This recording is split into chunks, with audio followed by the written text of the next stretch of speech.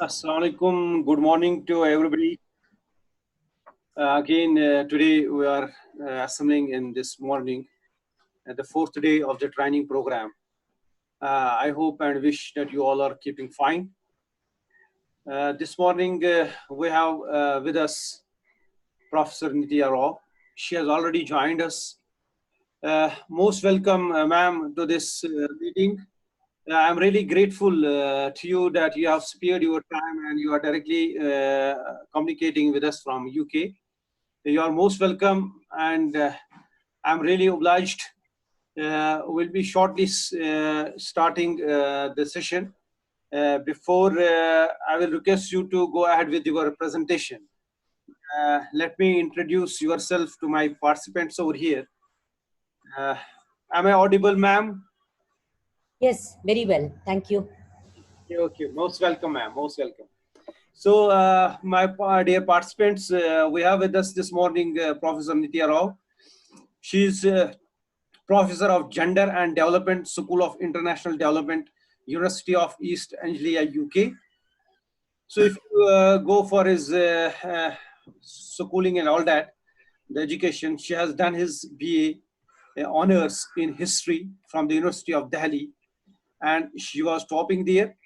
Then she did postgraduate diploma in rural management in 1985 from the Institute of Rural Management, Anand, Gujarat. There again ranked among the first three. Then she did MA in 1994 with distinction in gender analysis in development from University of East Anglia, Norwich, UK. She did her PhD in 2002 from Gender and Development, University of Anglia, Norwich, UK. She is a researcher, a teacher, a trainer, a social activist, whatnot, and driven by a commitment to gender equality and women's empowerment within borders, work within broader issues of resource rights, social equity, and rural development. Good Women Do Not Inherit Land, Politics of Land and Gender in India. This is the book authored by the professor and published by Social Sciences Press and Orient, Black Swan, New Delhi. Her recent work on gender and land has been published by World Development in 2017, titled Assets, Agency and Legitimacy Towards a Relational Understanding of Gender Equality, Policy and Practices. She coordinated an UNRISD research project entitled When and Why Do States Respond to Women's Claims in 2060, with partners in Norway, Sri Lanka, Cambodia, and India. She is member Global Forum on Food Security and Nutrition, FAO, and she is also a member of the Global Advisory Committee of United Nations Girls Education Initiatives. This is a brief about her profile. That is one of our, the sub goals of this Zero Hunger is women empowerment and gender equality.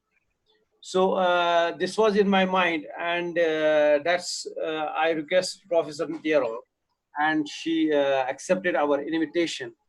And this morning she is with us from abroad. I am very thankful to Professor Nitya. In this meeting, you are most welcome, and I wish you will make our day today itself. So it's over to Professor Nitya. You are there and you can share your screen. There's no issue in screen. This in sharing your screen, please. Please go ahead. Thank you. Yes. We are there with your screen, ma'am. Yes. Gender dimensions of food and nutrition security in South Asia. Focus on India. Full screen now. Very good. Very good. Very good, ma'am. It's okay. Okay. Thank you very much, Dr. Pampori, and it's a real pleasure for me to be here today and to talk with your researchers and trainees and students. And thank you for your very kind introduction. My I pleasure. think my uh, has been in gender equality now for almost 35 years. And most recently, as you mentioned, I have been working on zero hunger and on food and nutrition security as part of my research, but also as part of the high level panel of experts to the Global Commission on Food Security, as you kindly noted. So I am going to speak today on specifically on the gender dimensions of food security in South Asia, but I will focus on India. I have done work in South Asia, but mainly in India. So I will focus largely on India with some brief background about South Asia. Um, so I think there are four kinds of aspects into which I will divide my talk today. I'll first start with a general understanding, I think briefly, of food and nutrition security and the latest thinking around this at the global level particularly, and the high level panel of experts, which recently produced the 15th report, which was launched at the end of June. And then I will look a little bit at the trends and challenges in South Asia and look at gender. So I think as during my talk, I will emphasize that by gender, we don't only mean women. I mean, women's empowerment is a very important point, but basically we want to look at the relationships and the social norms and the constructions of relationships between men and women, between men, who is experiencing what kind of crisis in what way because of their social role and their social position. In the context of food and nutrition security, this becomes very important because I think in large part of South Asia, women are primarily responsible for cooking food, for preparing, for serving, and so on. And I think that is why women's empowerment in the context of food and nutrition security becomes very critical. And then briefly look at the potential pathways for moving ahead. So I think I just wanted to start with a more generic, not just focusing on women, but a more generic thinking on how do we understand food and nutrition security so that I can locate the gender aspect within this larger thinking. So there are four pillars we see of food and nutrition security. First, very important, is to prioritize the right to food as a fundamental human right. So in India, of course, we have the National Food Security Act, which was passed in 2013, which was about the right to food as a fundamental human right. And this has been enshrined in a lot of human rights declarations right from 1948 onwards, reaffirmed in the Rome Declaration on World Food Security in 1996 and 2002. But still, we know that despite being globally recognized as a right to food, a lot of people don't get adequate food every day and they go to bed hungry. And I think that is why the SDG 2 on zero hunger and the theme of this conference or this meeting training is very important, because despite the right to food being a fundamental right from 1948 onwards, it has not really been achieved for many people in this world and many people in South Asia as well. The second dimension, which is very important, is that we have to look to widen the understanding of what is the dimensions of food security. So, as per the Food Security Rome Declaration, you had four dimensions of food security, and now in our latest thinking, we have expanded this to include two more dimensions: agency and sustainability. And I will explain this in one moment. The third aspect pillar is that we need to take a food systems approach, both in analysis and research and in policy. So, for a long time, food security was linked very much with agricultural production and agricultural productivity. And we need, this is very important.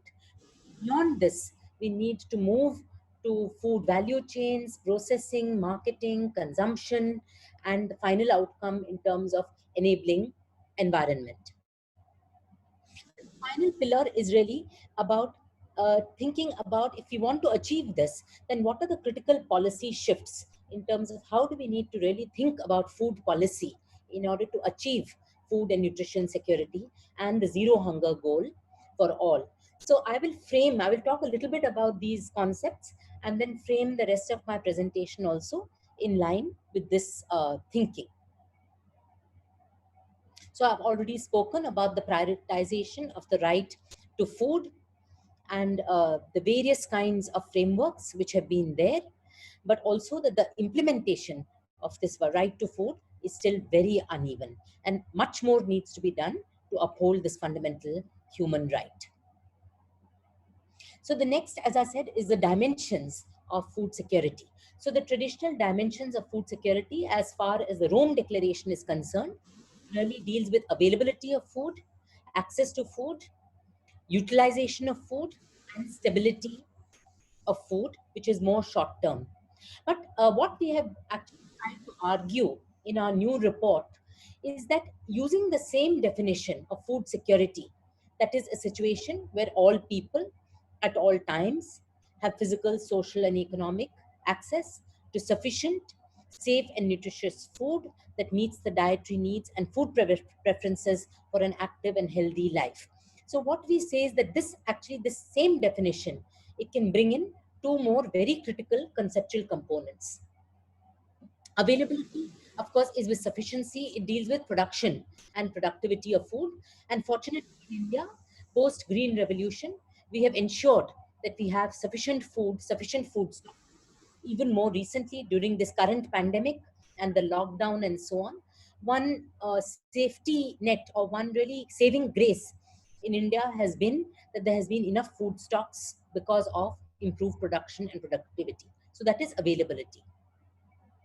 The second dimension is access, which is the physical access, social access, and economic access. And that is very important, that while you may have a food available close by, so if you're in a very remote place, in a mountain village or somewhere far away, there is no shop nearby, people can be cut off, people can have access to food, but also economic, because you need to purchase. You cannot grow everything. And some people who are below the poverty line, who are poor, they may not have purchasing power. And this has happened to a lot of people now during the pandemic, which I will talk later on. And social access, that who are you? And does your social position mean that you can access or cannot access? The third aspect is really about utilization. And utilization is the ability of the body to absorb food. So we may eat a lot of food, but if you don't have health care, if you don't have clean drinking water, you may not be able to absorb food. You may be suffering from diarrhea and other kinds of health problems. The fourth is stability, which is the short term, and is really to do with at all times. Do people have, in some season, you may have in a lot of the areas, like you mentioned about my book, I have done a lot of work in Jharkhand. So during some seasons, people have enough food, but during the rainy season now, it is seen as the hungry period, when people don't have enough food to eat before the harvest. So that is about short term stability. So the two additional aspects are about food preferences, and that is agency. Do people have choice in terms of the kind of food that they would like to eat? I think during the lockdown, again, we were getting stories that, some people who are rice eating people were stuck from East India, were stuck in Gujarat, where they were only getting roti or chapati, and this is not according to their food taste or to their food habit, and they could not therefore eat much or digest much. So I think food preferences, what kind of food, do you have a choice? This is very important in the right to food, the right to food according to your food preference. And the final one is about sustainability, that we need to ensure that food which is healthy, which is nutritious, available to people at all times. Recently, also last month or early in August, FAO has released its annual report on the state of food, and there was a special section on healthy and nutritious diets. And this showed that actually only 1/4 of people globally are having healthy and nutritious diets due to many different reasons, due to awareness, due to affordability, due to the kind of food that is available to them, and so on. They are lacking in micronutrients mainly, so they may have carbohydrate or cereals, but they don't have other kinds of nutrients. So this taking aspect of all aspects of dimensions we need to address. So we have to address production to an extent, but we have to very much address other issues about access, people's choices, people's culture norms, people's food preferences, and so on. The third aspect is about taking a food system approach. So, how do we look at a whole food system for attaining food and nutrition security or zero hunger? And conceptually, there are two levels, or there are multiple levels at which we can look at food systems. So, one is at the individual or household level. And this is just a conceptual diagram from the World Food Program. It's quite old, but they're really looking at the community level to the individual level. That at the community level, there are various kinds of assets for livelihoods, land, uh, human labor, economic, social, and so on, which leads then to food production, but exchange, the ability to earn cash in the markets, the ability to save, to take loans, and so on. And then, very importantly, in the yellow blocks, there are three aspects of food security. One is, of course, the household food access. But here too, they say that even at a household level, apart from the food itself, it is very important to look at care and health practices. And this is where gender becomes very important, because in our society, food access, the whole family is responsible for. The husband is also working in the farm or working in a job, contributing income, contributing labor. But when it comes to care practices, that who is going to look after the family, who is going to cook the food, who is going to make safe and hygienic and clean conditions, this is often, I'm not saying that men don't do it, but in our culture and our society, this is often the responsibility of women. And the third is again health and hygiene. So at this level of food and nutrition security, I think the gender component of the gender discussion becomes very, and also then it goes up into the pink boxes, which is the next level, which is that at the individual level, one is the food intake, and second is the security practices. And again, here women play a very important role, because they give the they give the food to different household members. They serve the husband, the children. Often we find that women will give everybody and then eat last, or they will give everybody and then eat last, or they will give everybody and then eat last. So this is also very important to look at the food security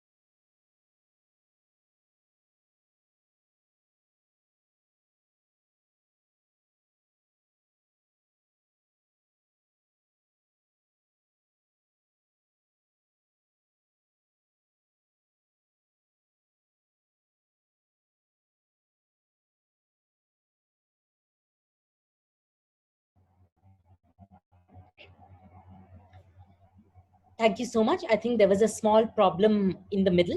Can you still see my screen, or it's not visible anymore? Yes, yes, yes. We do have you. It's not screen is not visible, but your video is there. Your screen is not visible. You can just please share that. We'll share it. Yes, yes, yes, yes, yes, yes. Exactly. It's now coming. It's now coming.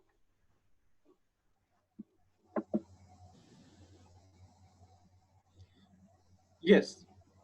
So Okay. the next, I'm sorry, apologize for that. Yeah, The it's next, it's uh, So the next thing is when we look at the more system level, and this is a very key thing, that when we're looking at food and nutrition security, in today's time, globalization and so on, very few households are actually self-sufficient in food production and consumption.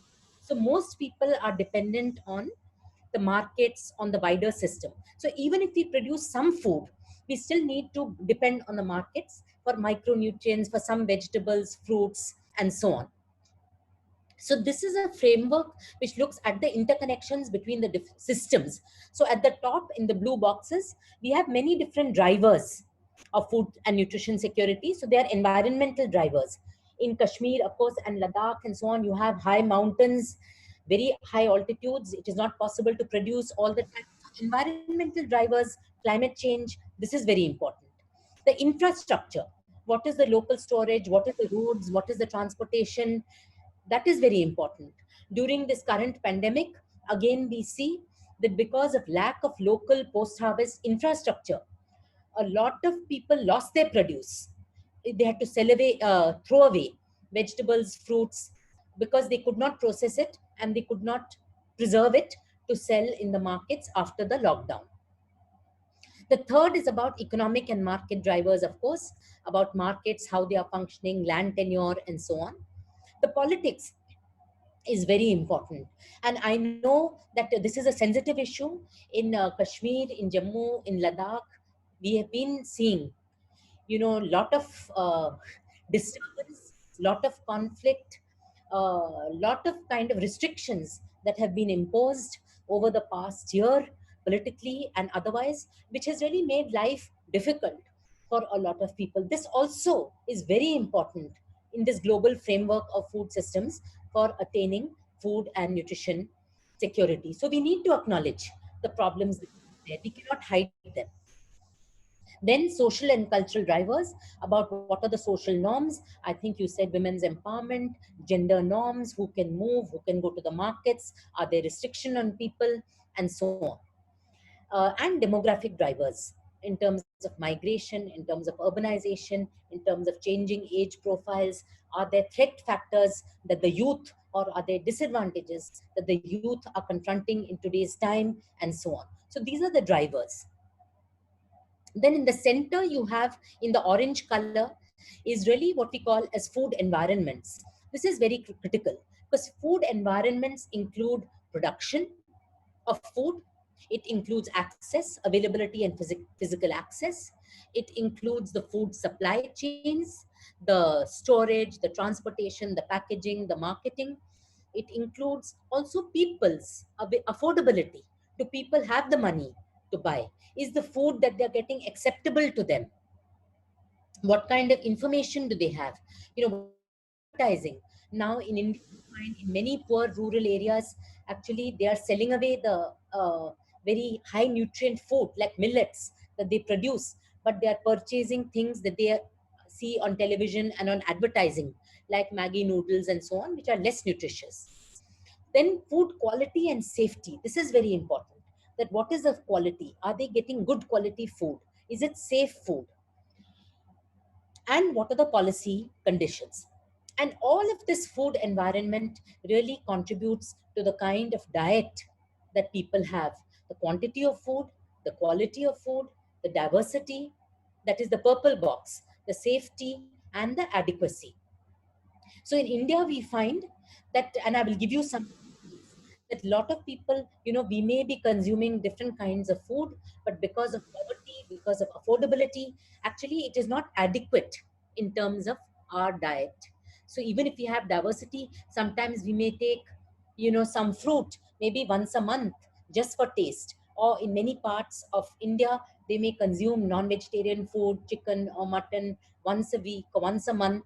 But this is not adequate when we are thinking about protein intakes or food dietary adequacy.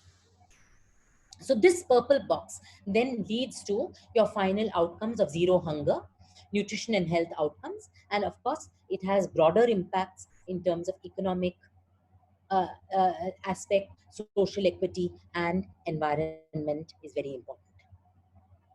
So if we move now to gender particularly, which was the topic, that globally there has been a lot of awareness on on gender equality, which particularly recognizes women for more than 20 years, the right to education, then the panchayats, of course, and the Panchayati Raj, which gave equal or representation to women in local government, the amendment to the Hindu Succession Act in 2005. Of course, the more recent National Food Security Act, which particularly recognizes women as the head of household from the perspective of food security. So a lot of very good legislation has taken place, but still there are a number of issues. So the first issue is really, which has been acknowledged in the economic survey, and this diagram is from the Economic Survey of India of 2018. Of course, this year there was no economic survey report. Uh, that what we find very worryingly is what we call as sex ratio. Sex ratio is the ratio of girls or women to boys or men in any particular society. And the in terms of just biological, they should be in terms of survival. More girls should be surviving compared to boys because of biology. So boys are more prone to mortality biologically compared to girls. But in India, we find the opposite. We find that fewer girls survive compared to boys. So this Amartya Sen had called as a phenomenon of, who's a famous economist who received the Nobel Prize for economics, welfare economics. He called this the unwanted girls, or the phenomena of unwanted girls or women in South Asia, which is linked to sun preference. Preference means that for cultural or social reasons in our society, we prefer to have a boy child, whether it is for inheritance or whether it is for performing, rituals and so on, that boys are preferred to girls. So this was a diagram initially when technology was not developed. This was reflected through neglect of female child, infanticide, and so on. But now with modern technology and the technology to actually identify the sex of the fetus, it has been shifted to before the birth of the child itself. There can be a discrimination against unwanted girls. Even though this is illegal in India, this is still carrying on. And this diagram shows that if you look at birth, which is the vertical axis, the dotted line shows a balanced sex ratio, what it should be. So there are only some states in India which have a more equal sex ratio at birth.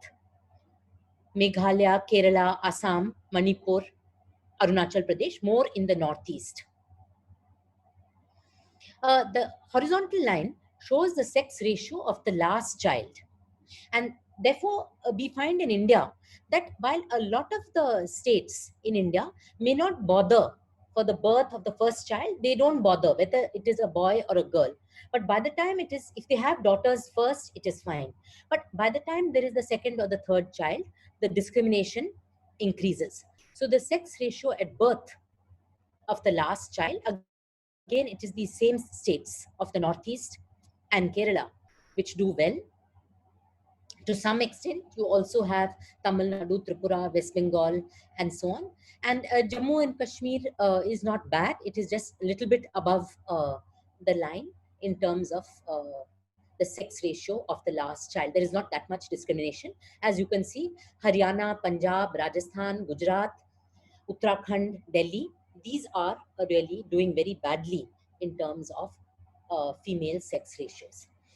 But so this is seen as one indicator of gender equality. This has implications in terms of policy, and there are four kind of major areas which are linked to our one is, of course, the health and nutrition itself. Then, contributing to this is the devaluation of women's work, unequal access to assets or resources, discriminatory laws, and violence against women. And I will talk about these issues now. This chart is from a report that was launched last year as part of the Sustainable Development Goals. And I think since this theme is today's workshop is around zero hunger, which is really Sustainable Development Goal 2. And India doesn't do too badly. Actually, the green bars on the right side of this chart is really about India's performance in terms of gender equality. So this is a group called Equality Measure 2030, which has looked at gender equality for each country across each of the 17 goals. So as you will see, SDG 1 and 2, we do not do too badly in terms of gender equality. It is 76.2%. Health and nutrition. So SDG 3 is also close to 80%. We don't do too badly. And this is because there has been a lot of focus in India, as I said, through the Food Security Act, to make women the main responsible person to get the rations under the public distribution system. Again, under health, there is a lot of focus on sexual and reproductive health in India.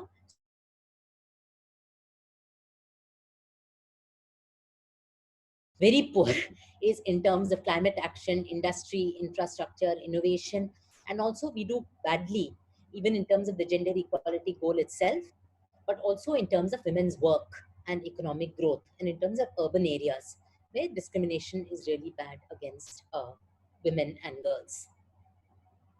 So I'll move first now to give you some trends on the prevalence of the double burden of disease for South Asia.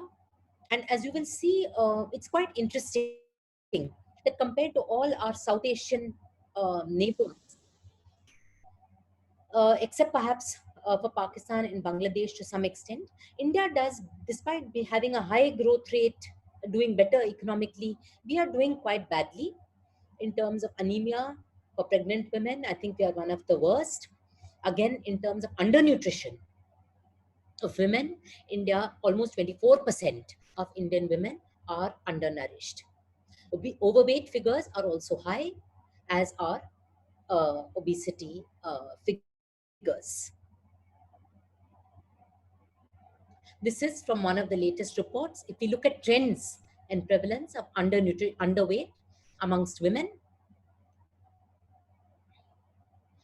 these are for 4 countries, this graph.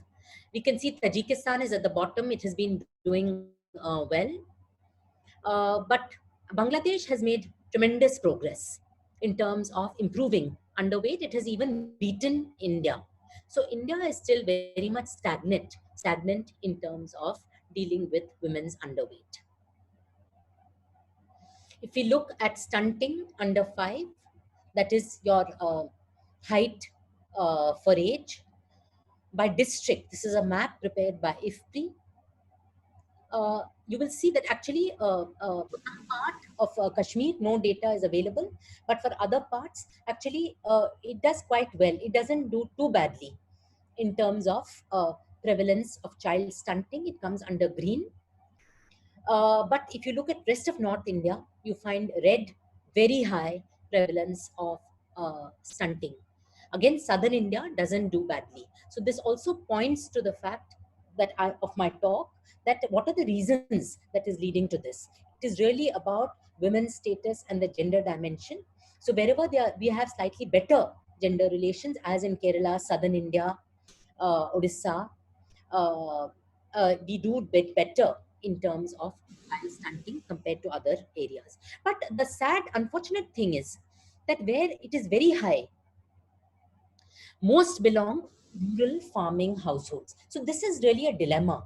Farmers are the producers of food, but why are then farming households doing so badly in terms of their nutrition and food security outcomes?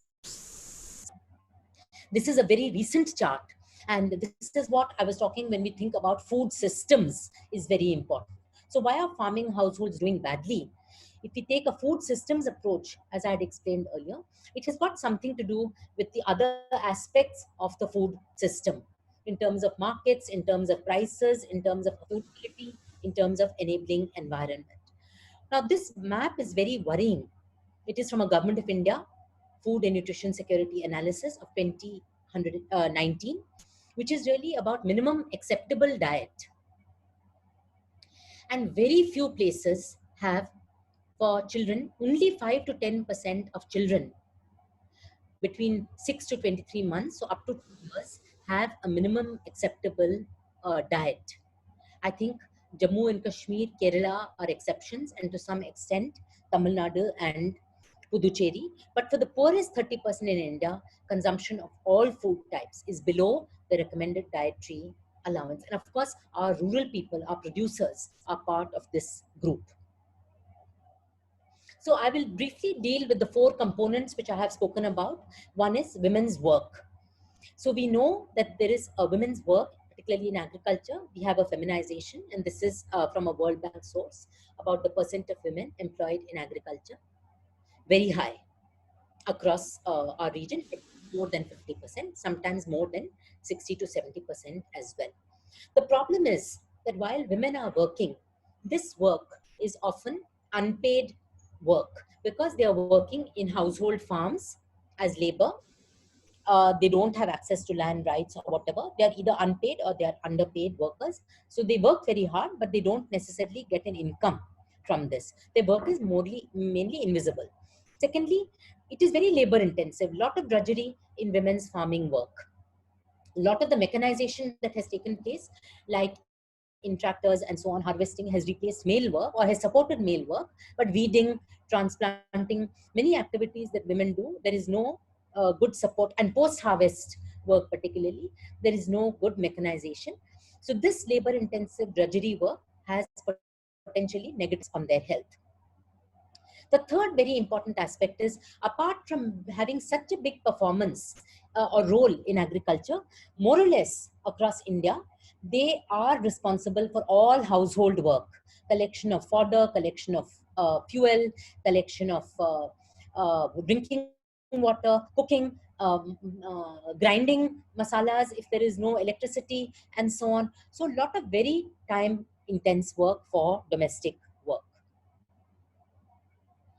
So we know that, and this is just some examples, like area where I have worked in Santhal Parganas with Santhal women. They go to West Bengal 2-3 times a year for both paddy, as well as most recently, this was just a case of, they travel in these overcrowded buses. But this year, of course, they suffered because they go for potato harvesting in March, April to West Bengal. The lockdown came, there was no transport, they finished harvesting. Usually they are paid as both in a bag of potato and also cash, and they were paid. But there was no transport, so they had to walk back home about 150 to 200 kilometers. They could not carry this food, so they had to just sell it cheaply for whatever money they could get in Bengal. And of course, this then denied them both of income as well as food.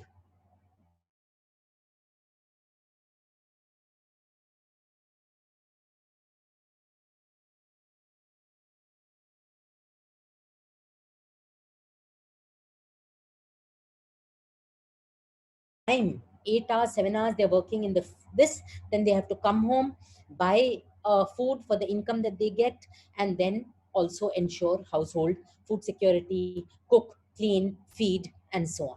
And this is really taking a toll on women's health. I had done a time use survey in Odisha and Maharashtra with 60 households. And what we found was that of the total work that was being performed, more than half, 56%, is performed by women. 75 to 80% of agricultural work in planting and harvesting, and almost 95% of domestic work. Therefore, during the peak season, they face severe time deficits, especially those from landless and marginal households who have to go for Nariga or other kinds of job. And this means that their time for cooking, for bringing firewood and so on, decreases by almost 30% during these seasons. And we found, when we looked at their nutritional intake, food intake, and the amount of work doing, and we calculated, actually women here were confronting almost 3 to 4% of body weight loss during this period due to declined consumption and increased activity. Apart from work, very important that there is no support for women's work. Very important is lack of access to assets and discriminatory laws that, we know in India, despite the Hindu Succession Act amendment in 2005, women generally have very little access to land. Only 10 to 12% is the FAO figure for India. Again, for water, there is increasing difficulty in accessing water in many parts of India because of overuse and so on, polluted water and so on. Again, lack of access to credit.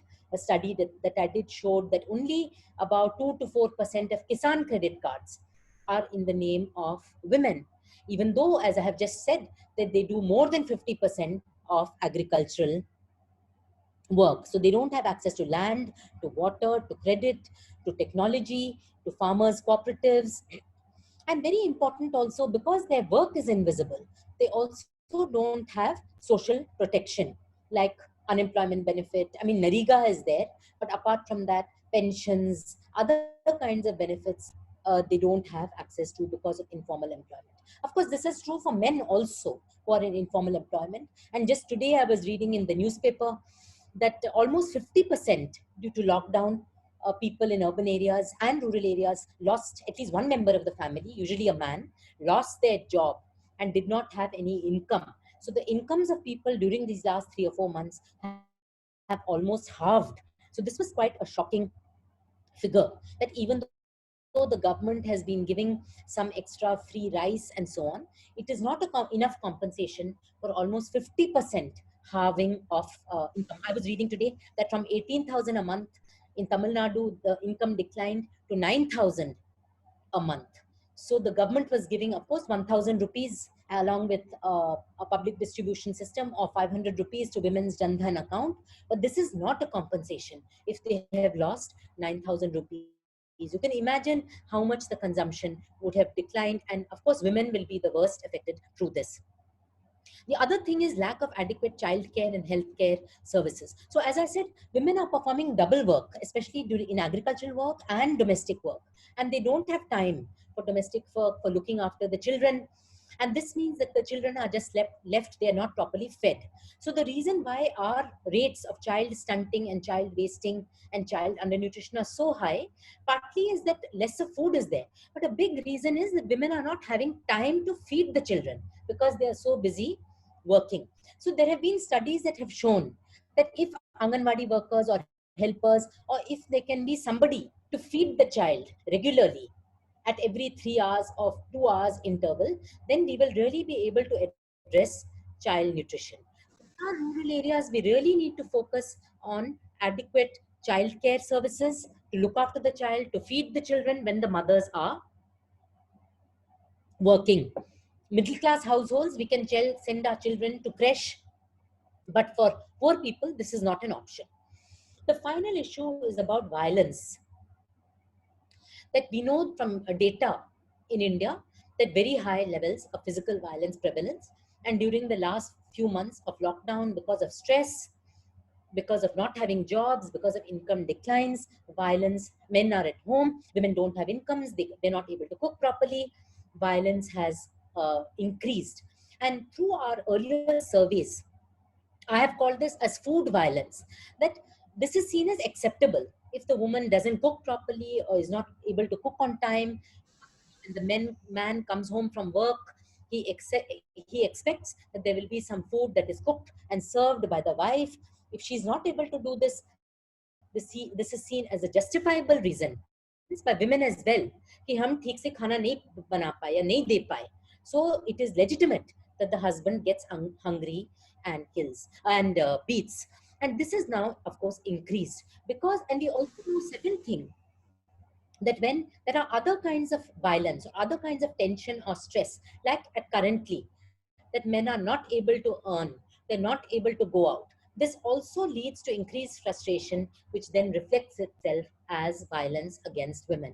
And we know that violence is something which is very demoralizing. It can contribute to ill health, because when somebody is subject to violence, and in Kashmir context, of course, a lot of men are also being exposed to violence. You are not able to eat properly. You are very stressed. You are not able to, relax. You're not able to absorb food. So this also mental health also affects food absorption. There are studies that if we can't sleep for minimum 7 hours a day, that will also decline our body metabolism and adversely affect absorption of food. So this in genders, we look at both men and women. So there are certain kinds of stress and certain kinds of violences that can also affect men. But of course, there are certain kinds of violences. Women seem to be much more affected by domestic violence. So I will just move to the last part, that what is development, what is the right to food, what is science. When we look at gender relations, how can we address it? It is a question. It is also, when we are talking about gender, it is also talking about the hegemonic power relations, what we take for granted. So some of the things that I have described now, that women are cooking and serving the food, they're expected to serve the food whether or not they have income. This is something that we take for granted, but we have to actually question this, that how will women do it? How will they serve the food if there is no food, if there is no income, and so on? We have to also recognize equity and recognize diversity, including gender diversity, and we have to have a spirit of questioning in development. So just to give you some few very small examples in terms of within the agriculture sector, how can we think about ethics, equity, and equality within agricultural production systems? And I have given some pictures from my own field work, because I think that it's very important to recognize that within agriculture, men and women work together as a partnership. So we have to look at how can we strengthen this partnership. So make it more equal, make it more equitable. There is sharing. And how do we support both men and women to make this sharing more equal? So from sustainability point of view, if we look at three dimensions, the environmental dimension, the economic dimension, and the social dimension, all are very important. So I take the example of the Green Revolution and what it stood for, and how today we are moving towards much more what has been called as sustainable agriculture. And the argument is this kind of sustainable agriculture will also, it will look at all forms of equity. Sustainable agriculture will look at environmental health, it will look at economic prosperity and livelihood security, and it will also look at gender equity. So here we are talking about, the kinds of practices of soil fertility, plant protection, and so on, in terms of mainly environment and environmental health, that the Green Revolution was seen to have some negative effects on soil fertility, on water quality, and so on, and how sustainable agriculture is moving towards much more integrated systems, of soil health, of pest control, of water management, and of post harvest. And this will have impacts for women and for gender relations, as I will say just in a minute. In terms of economic security also, I think it was quite good that the Green Revolution really focused on the farmers, on the yield, on the quality, on price. There was a lot of attention on a public policy in terms of giving farmers an adequate price. And I think right from this time till today, there's a lot of debate about minimum support price, MSP, that farmers have to get remunerative price. The farm produce should be procured at the remunerative price and distributed equitably. We also need to involve the farmers and involve farmers' participation. And I think this was a good part of the Green Revolution, which needs to be taken forward even now. And I think this is why the demand for proper procurement, for proper pricing continues even till today. I think the one critique from a gender lens was that women's work increased a lot because of higher yield, because of double cropping, triple cropping, which was made possible because of higher yield and shorter duration varieties. And women's work increased, but there was not much attention given to addressing women's work burden, as I have already spoken about. And technology has been focused on improving production, but it can also be used for improving women's empowerment. For instance, if we talk about sustainable agriculture in terms of biological inputs and production and so on, women are very well capable of doing it. This is a self-help group in Tamil Nadu, which has been working on biofungicides, biopesticides, biofertilizers. It can be very empowering for women as well, use of modern technology. And social equity, that, as I said already, that the women's labor was not taken into account. And therefore, what has been argued is that we now need a framework for gender justice, which will address some of these inequities, which I have spoken about in terms of work burdens, in terms of land, in terms of credit, give equal opportunities to both women and men, and recognize not just the physical labor that when women contribute, but also their knowledge, their skills in terms of seed selection, seed varieties, post-harvest management, processing, and so on. So it's very important that we have to give women the same status as men as farmers. So I will just leave this because I am running out of time, but I have also spoken about most of these things which has happened during the lockdown. And as I said, that one of the implications has been that because women are primarily responsible for procurement of food and feeding the family, we need to address how this can be done in a secure way without enhancing stress. So this is my final kind of concluding few slides, which was the fourth main policy pillar which I talked about in terms of the main pillars of food and nutrition security, is about policy.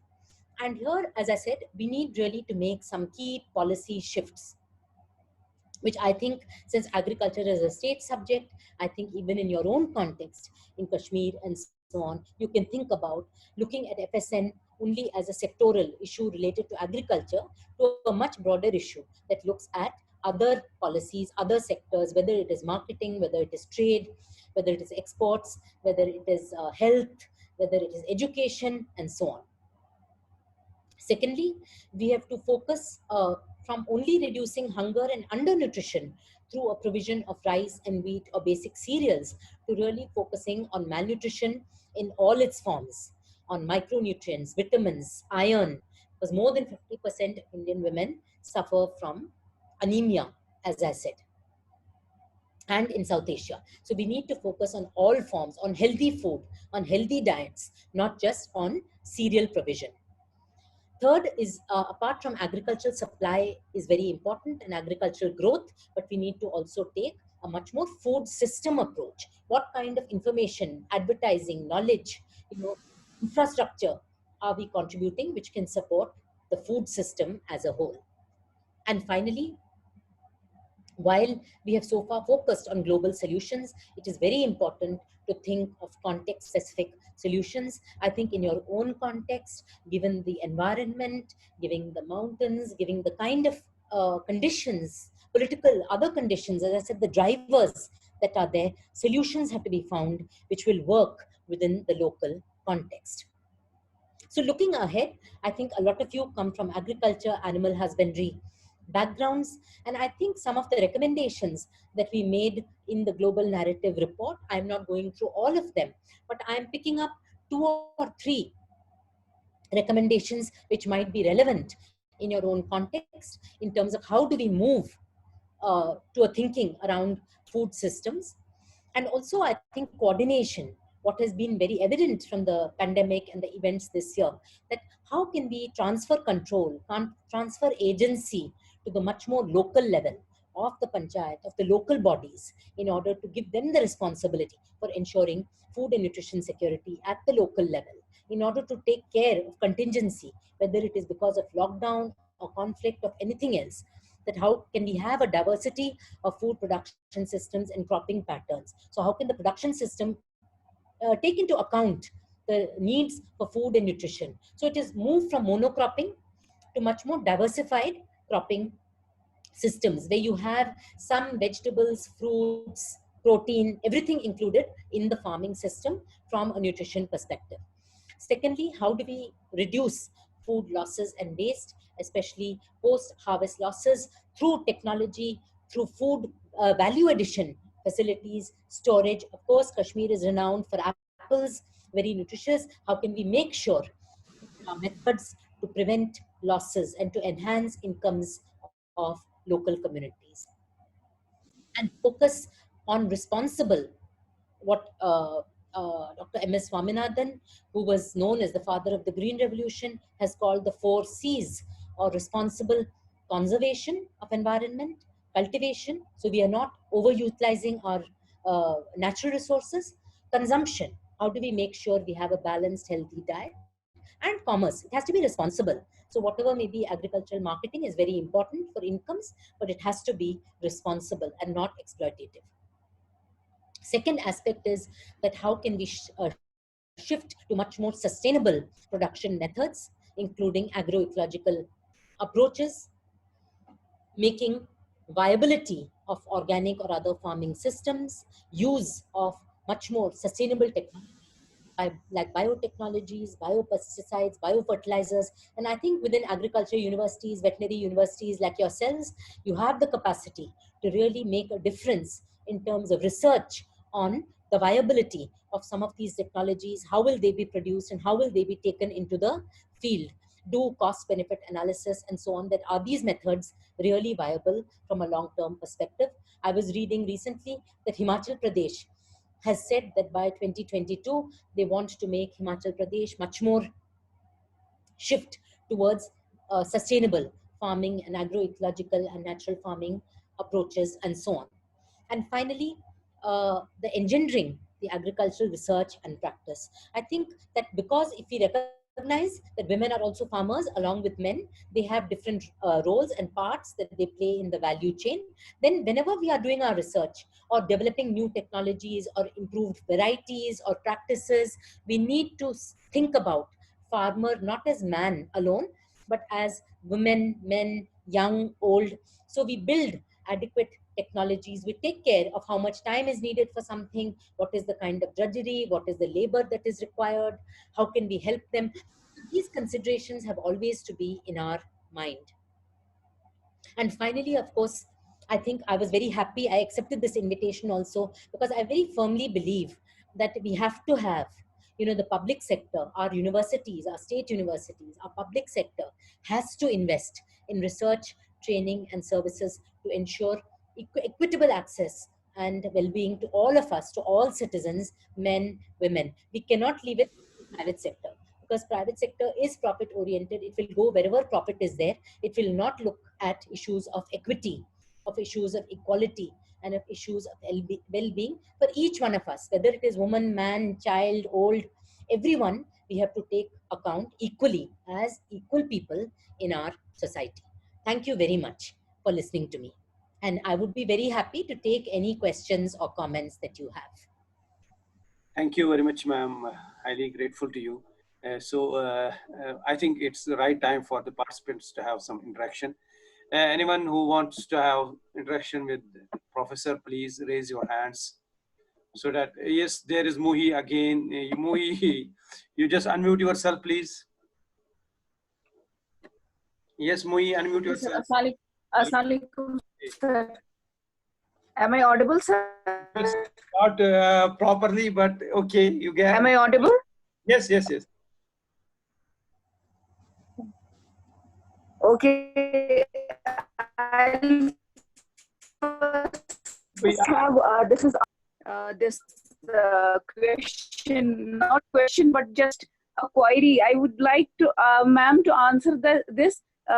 Ma'am, since you are based in UK nowadays, what major differences do you see in gender equality in UK and India? I mean, the policies and measures that you have seen in UK that you wish to be implemented in Indian scenario for overall upliftment and empowerment of women in India. Thank you very much for your comment. Of course, from the UN data that we get, that every country, there is no country in the world which is completely gender equal. I think the best countries are in Scandinavia, Norway, Sweden, and so on in terms of their data. UK also has a lot of gender inequality, especially in terms of employment. So we find wage gaps. So there is discrimination in terms of male and female, for instance, jobs and salaries. So this is there in that place also. I think in other sectors, they have been trying to have a lot of law, first of all, like equal opportunities law. In 2013 or 14, the UK government passed also something called Gender Equality Act. And as per this act, because it's an act now, that actually it is justiciable. If you find a case of gender inequality, then we can actually get redressal. Having said that, I think there is a lot of gap between having law and practice, but there is a gradual movement. So I think there is a lot of training given to everybody. So if I'm in a university, if we sit in a recruitment panel or a selection panel, before you can sit on that, you have to do a training on gender equality, so that you do not have any bias, what they call as unconscious bias against men, women, anybody. Also there, of course, other kind of identity also, not only men and women, but also in terms of sexuality, people may be of other identities as well. We must disable people, we must not discriminate against anybody. Secondly, now recently from last year, UK government has also implemented this act in terms of all research funding. So if we apply for any funding from the UK Research Council, we have to give a gender equality statement about how our research will take on board gender concerns in our research itself, and what will be the impact of our research on gender. And there is a grading from A to F. So if actually your research might make gender equality worse, so if it gets a F or a G score, then it will not be funded, even though the proposal may be very good. So they are quite strict now for the last 1 year about gender equality in terms of research proposals, lot of trainings and so on being conducted for that, and quite serious about it. But I think it is a process, because I think no country in the world is with literacy and so on. I think as women get more active, sometimes we also say that, gender equality is not given, it has to be taken, or women's empowerment. So as women become more aware and they start negotiating and they start demanding better treatment, I think also slowly social change takes place. There are other factors also. So I think in England, job market is the worst. But if you look at home and domestic work, I think because a lot of families are nuclear families and both men and women are working, so I think there is much more sharing now in the younger generation, particularly between men and women in terms of looking after the children or in terms of domestic work and so on. Of course, one factor is there is a lot of equipment also. So there is washing machine, there is dishwasher. So it is much easier. You can do shopping from the supermarket, or you can get home delivery. So it's not so difficult. It's much easier to do it. And there is gas, there is drinking water.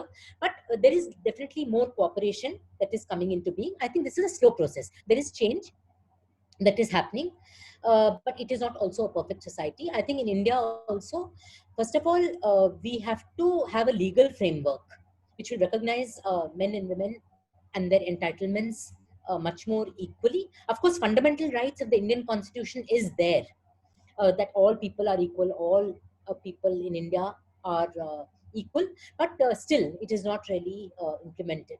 And I think then with education, with changing of textbooks, I think universities are a very important place, and schools and universities, I always feel, for long-term change, for gender equality, we have to start changing the attitudes of children and making them respect, you know, girls and boys equally in the classroom. So we don't have, we have a lot of stories about how, even in schools, if the teacher wants something, she will ask the girl to do, whereas boys are allowed to play. So these kinds of biases that we ourselves have as educated people, as teachers, we have to start changing and bring it into our education system, give equal respect to girls and boys. I think agriculture sector, I feel, is one of the better sectors, because we find a lot of agricultural graduates are also women, and agriculture itself, as I showed the figures, more than 50% are women within farming. And we have to change the mindset of the government, I feel, within the agricultural sector, and more bureaucrats, that to recognize, I think, on the field there is much more cooperation. This is what I started saying. In the field, when we look at men and women, they cooperate for agriculture. But I think people like us have also to change our mindset, that both are working together. We have to also treat both together. I remember I learned this when I was working in Jharkhand. The women told me, I was living in the village, and they said कि दीदी हम तो सब काम करने को तैयार हैं, सबके साथ बात करने को तैयार हैं, बट जो गवर्नमेंट ऑफिसर्स, एक्सटेंशन एजेंट्स आते हैं, वो हमसे नहीं बात करते, सिर्फ हमारे हस्बैंड से या पुरुष से बात करना चाहते हैं. So I think this is the problem, that we have to change the mindset across every level of society to deal with men and women equally. Thank you very much, ma'am. Thank you very much. It was really an eye opener. Basically, you are right in saying that we have to change the mindset of the people, mindset of our society, bringing this equality for women. Thank you so much, ma'am. Also, along with also equality, like in jobs, in wages, there is a lot of wage discrimination. So that has to become equal wages. Yes, That is also there. So we definitely. need laws of equality, plus we need change in mindset together. Thank you, ma'am. There is Sheikh Firdos. Sheikh Firdos has raised the hand. Probably he has lost the connection. I think so. Any other person? Any other candidate who wants to have an interaction, please? Sheikh Firdos, you unmute yourself. Sheikh Firdos, unmute yourself, please. Unmute yourself. You are there? Sheikh Firdos, unmute yourself. Yes, sir. So there was some problem with unmuting. I'm sorry for that. Thank you very much, ma'am, for such an elegant and flawless presentation. Ma'am, I want to make a point here. On one side, we see the realities, we see the problems and notions and perceptions against women. Recently, we have also realized the problem of unorganized labor in India. Lakhs and thousands of labor men and women are left out in no man's land. So, ma'am, the first thing is illiteracy. Second thing is unorganized nature of that labor. Third thing is intricate nature that I want to stress here.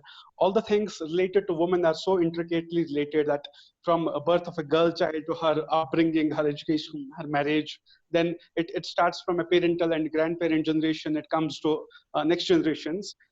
So, ma'am, all things are intricate, and government has come up with several initiatives, as you already said, research scholarships, research things from KCC loans, from land ownership. I mean, here, if we register a land piece with the name of female member of a family, you need to pay a lower registration fee and so on and so forth. So, I personally feel there are laws, but only laws will not serve our purpose. We need social change at social level. Ma'am, my question here is that what can we do at social level, at our family or at our society level, so that that intricacy is decreased towards positive levels and it benefits the women folk? First thing is that. Second thing, ma'am, with regards to livestock, if we see the livestock work pattern, it's mainly related to women. And if we give that ownership to women, shouldn't we see it as an opportunity that it gives them a year-round income? And with that income support, female can spend that money on their health, on education of their children, and other family issues and family welfare issues, ma'am. So my first point is, what can we do for social change? Second point is, shouldn't we see this livestock ownership as an opportunity, ma'am? Thank you very much. I think your second point, yes, you have given the answer. Definitely. Livestock is an opportunity. I think we have very good examples. I studied at the Institute of Rural Management in Anand. And as you know, the Amul Dairy with Dr. Yes, ma'am. Kurian and so on set up as a cooperative. Majority are women. And actually, they are earning very well. They're earning 1 lakh, more than 1 lakh because of, again, very fair value chain. The milk is tested properly. They are given on the basis of fat and SNF content. They are given the payment for that. They are given from the value addition as shareholders, as members of the cooperative. They are given bonus from the value addition into butter, other products, and so on. So I think that is an excellent model, and it has really empowered women. I know there was some criticism of the Amul pattern that not many women in leadership positions at the board and so on, but that might be the case. But irrespective of that, you're absolutely correct. Here I want to emphasize that livestock ownership is one, but apart from that, we have to ensure, my point about the systems, we have to ensure a fair value chain where women will get the benefits of their work, not just the price for 1 kilo of milk, but then often the middleman is making much more of the profit from conversion of the milk and sale of the milk and so on. As long as we ensure that this is distributed fairly. So I think that was my point about equity, and livestock is a fantastic sector. It's a very good sector to be encouraged, and where women are already very active participants. And if we can ensure fair value chain, I think it is excellent. Social change. I think we all want social change. So I had a last slide, which I didn't really go through, which was actually on social change. And there are really three elements of social change, which I would like to emphasize. These have been called the 3 R's in the global debate. That is recognition, redistribution, and representation. So recognition is that we have to recognize people, we have to give them dignity. I think for a lot of women also, they don't mind looking after the family. If I see, my grandmothers, others, very happy to look after us, to feed us and so on. But we have to give them respect. We can't treat them like some kind of servants, shout at them whenever we want. So I think dignity is very important element of social change. Recognition. We have to appreciate the work that whoever does. So in society, it's all right if different people do different work. I'm not saying that men and women, everybody has to do 50-50 of everything. It may be that men are working outside, women are working at home. Whatever is the work, we have to recognize it. We should not leave it invisible. So this was my point about work, that work needs to be recognized and it needs to be appreciated. And if possible, it needs to be rewarded. You can reward it with a compliment. If it is your mother who has cooked a nice meal, or your wife, instead of violence, or you can reward it with a payment. So this is one point, recognition, very important for social change. People have to feel appreciated. Second point is redistribution. Redistribution has a little more economic aspect, but really where there is inequality in terms of access to opportunities and resources. So whether it is land, whether it is credit, whether it is access to public spaces, at least people may not use it, but you must at least have the opportunity. So I think you have rightly pointed out that where there are incentives being given for registration of land in women's name and so on. Of course, this is also sometimes becoming more tokenistic. People are using this. In UP, there was a study that a lot of land is registered in names of women, even 20%, but women were not even aware, because only for saving of tax the husband is doing it in very patriarchal kind of context. So I have seen in the case of credit. So land is one thing which is little more complicated. I did my research on that because it has a lot of symbolic meaning coming from dada, pardada. So there is a in our patrilineal society, it is associated with the name of the man and so on. But if you take something like credit, uh, if we can make some sensible criteria for credit, that credit is linked to land ownership. So only if you have land title, you can get Kisan credit card. So if banks can be allowed to change it to say, let us say, for an example, I'm just giving from my mind, this is not in practice anywhere, but let us say that the panchayat gives a certificate to all the women and men in their community that these are all working on the land or livestock, and therefore they're all farmers. This is the FAO definition of farmers, that anybody who's involved in land, in agriculture or allied activities, that includes agricultural labor, livestock, poultry, fishing, beekeeping, whatever, vegetable gardening, all are counted as farmers. So if we take the definition of farmer, and let us say the panchayat says that all these people are farmers and gives a certificate, there is no reason that if the government says that this is a legitimate from the panchayat and give women a Kisan credit card. Right now, lot of women are suffering. Actually, the husbands are cooperating a lot, because the husbands work in jobs. The women are left in the villages. During plowing time, they have to hire labor in order to do the plowing, because in India, of course, women can't plow. It is seen as taboo. Because of tractors, it is a good thing that they can hire a man with a tractor to plow their land, but they need to pay cash. So they now, if they go to the bank, they are not able to get credit. Here, I found very interesting that the husbands then are actually having bank accounts, and they are giving women their ATM or cash card in the village. Even in UP, I have seen this, that husband is in Surat working in a factory, he deposits his salary, and the wife goes to the bank and takes the cash to pay the guy for plowing the land. So this is some innovation that the family is making.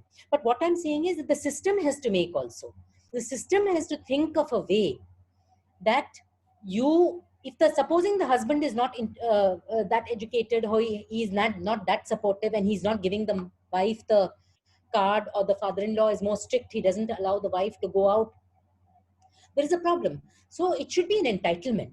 Whether the woman uses it or not, we have to, if we say that 50% or 56% of women are doing farming, more than, of the total farm labor, 56% is coming from women.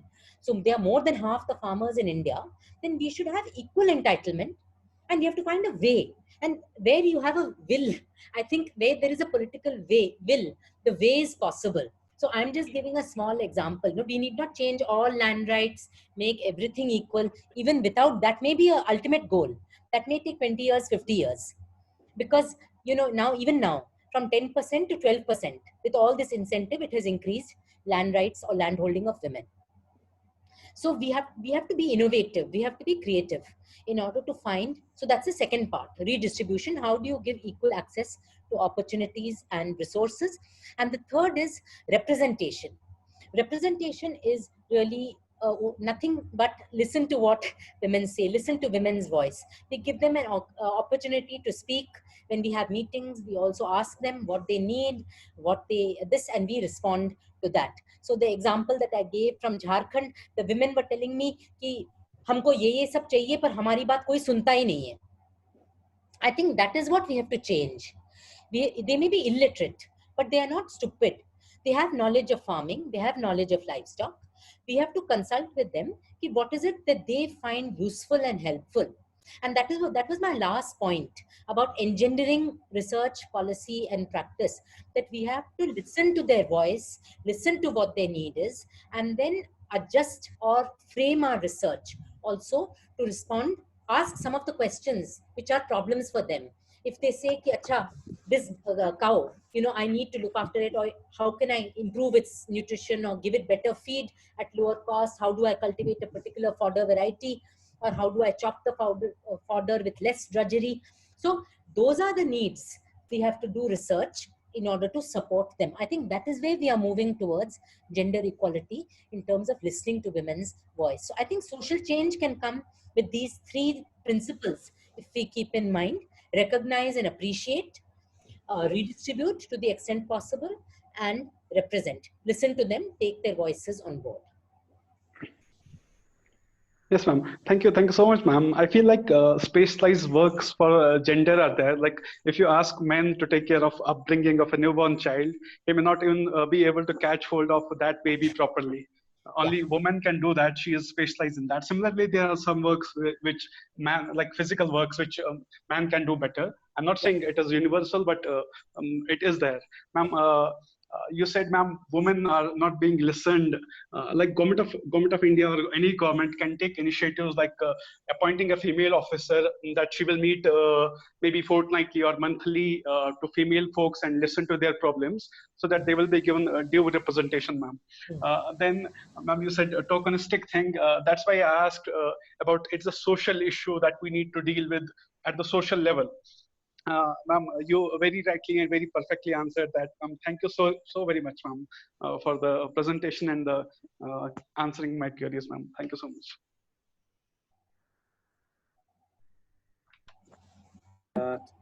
Thank you, Firdaus. Is there anyone who is willing to have some interaction with the ma'am?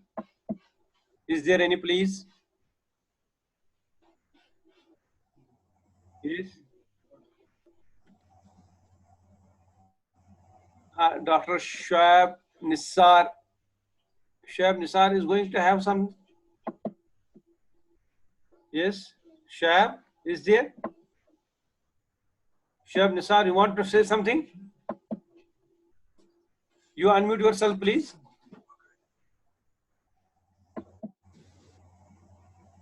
Ina, please unmute yourself. Yes. If there's no one to have more interaction there, I think it's time for Hina. Hina, you please take over. Sure, sir. Thank you, ma'am, for highlighting this important issue from a different perspective. We are really grateful to you for sensitizing us with the issue of food security in relation to gender. You have already received a lot of positive feedbacks in the chat box. I also take this opportunity to thank you on behalf of the organizing committee as well as all the participants for joining us today and sharing your knowledge with us. Thank you very, very much once again and have a great day ahead. Thank you. Thank you very much. Thank you, ma'am. Thank you. Highly obliged, ma'am. Thank you. Okay, we look forward for your cooperation in future also. Sure, sure.